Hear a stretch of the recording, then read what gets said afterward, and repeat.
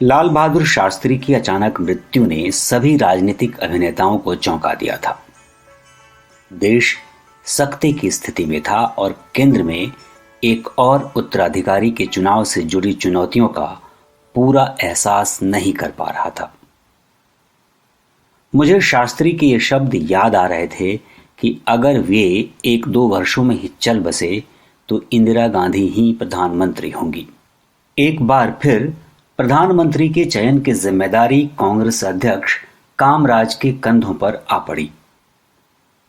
वे इसी उद्देश्य को ध्यान में रखकर एक चार्टर्ड विमान से दिल्ली पहुंचे।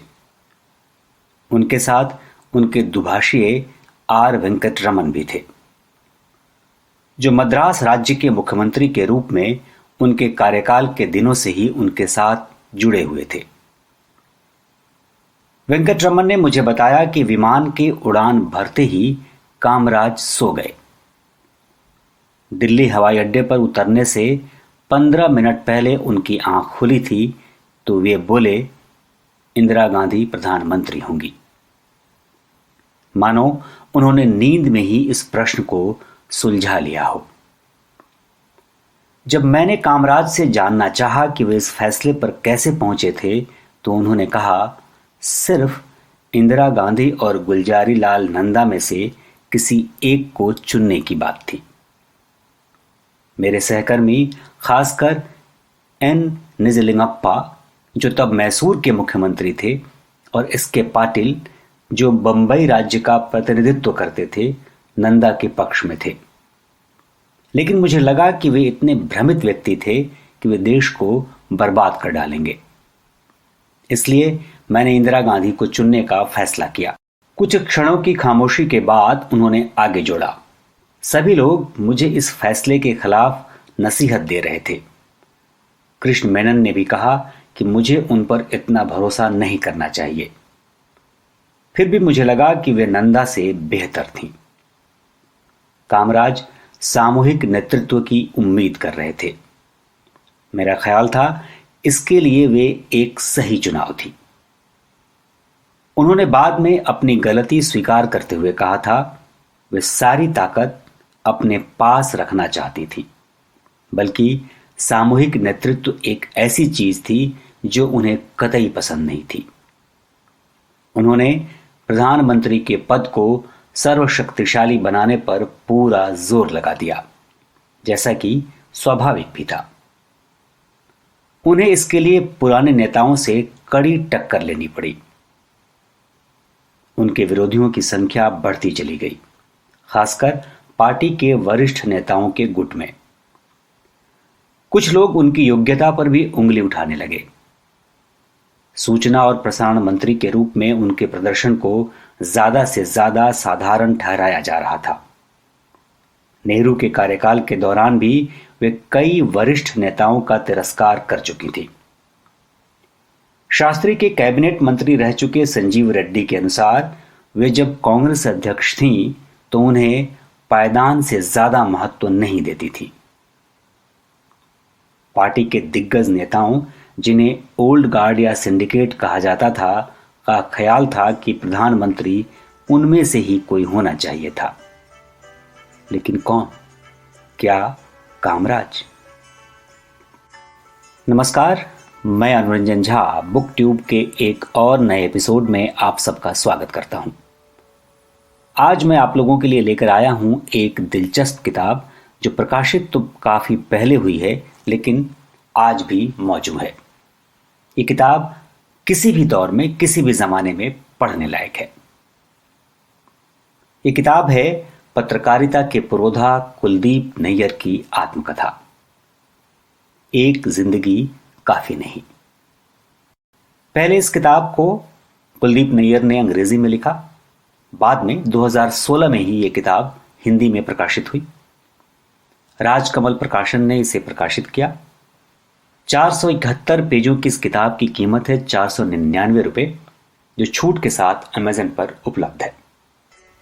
आइए आपको सुनाते हैं इसी आत्मकथा से एक और किस्सा। मैं जेल से रिहा होने के बाद से प्रेस क्लब में नहीं गया था। एक दिन मैं वहां पहुंचा तो मुझे वीसी शुक्ला दिखाई दिए। मेरी गिरफ्तारी के बाद ये हमारी पहली मुलाकात थी।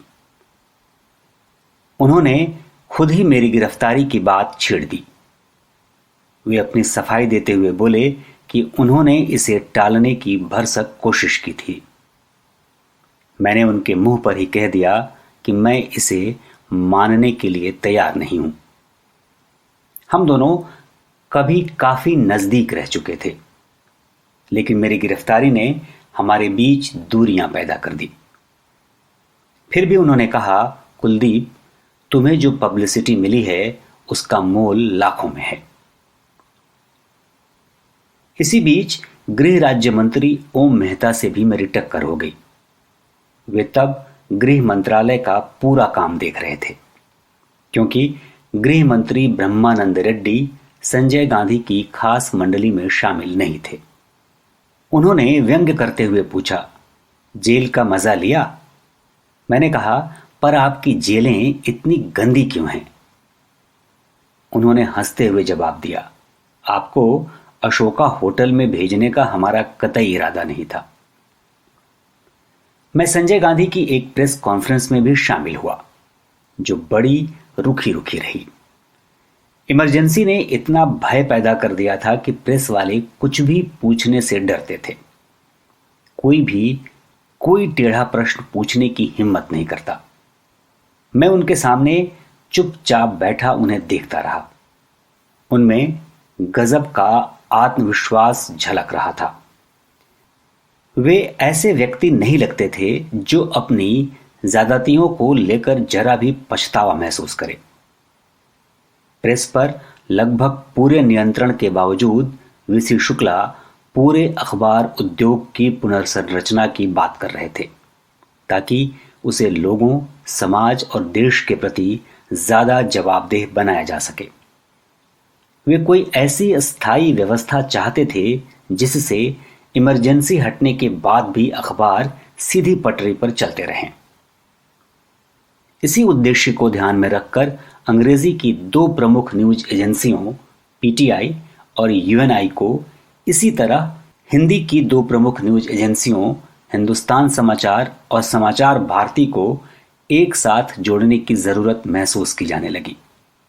इससे खबरों का नियंत्रण सिर्फ केंद्र तक सीमित रह जाता, जिसे अपने इशारे पर नचाया जा सकता था। प्रेस के पुनर्गठन का काम अभी चल ही रहा था कि संजय गांधी ने एक कहीं ज्यादा महत्वपूर्ण मसले यानी सरकार के पुनर्गठन पर ध्यान देना शुरू कर दिया। वे अपनी मां से अक्सर कहते थे कि अगर उनका बस चले तो वे सरकार का पूरा ढांचा बदल दें। वे 54 सदस्यों वाली मंत्रिपरिषद में कम से कम 1/4 लोग युवा कांग्रेस से भरना चाहते थे। वे पहले से ही सभी बड़ी नियुक्तियों का काम देख रहे थे। प्रशासनिक अधिकारियों को एक सफदरजंग रोड में इंदिरा गांधी के घर पर बुलाया जाता था। संजय और आर.के. धवन राजनीतिज्ञों और अधिकारियों का इंटरव्यू लेने के बाद या तो उन्हें झंडी दे देते थे या फिर निकाल बाहर करते थे। संजय गांधी के लिए इतना काफी नहीं था। वे कैबिनेट और राज्यों में अपने आदमी चाहते थे, ताकि उनके निर्देशों का आंख मूंद कर पालन किया जाए। वे अपने 100% वफादार और आज्ञाकारी बंसीलाल को कैबिनेट में ले आए। न जाने क्यों बंसीलाल ने रक्षा मंत्रालय मांगा और उन्हें वो दे दिया गया। बुकट्यूब आपको पसंद आ रहा है, इसके लिए हम आपके बहुत आभारी हैं। हमारे साथ जुड़ने के लिए आप हमें फॉलो कर सकते हैं ट्विटर और फेसबुक पर @booktube_online पर, इंस्टाग्राम पर @booktube_in पर, और ज्यादा जानकारी के लिए लॉगिन करिए www.booktube.in पर। यूट्यूब पे आप हमें सब्सक्राइब करिए और हौसला बढ़ाइए। हम फिर हाजिर होंगे एक नई किताब के साथ। तब तक के लिए नमस्कार।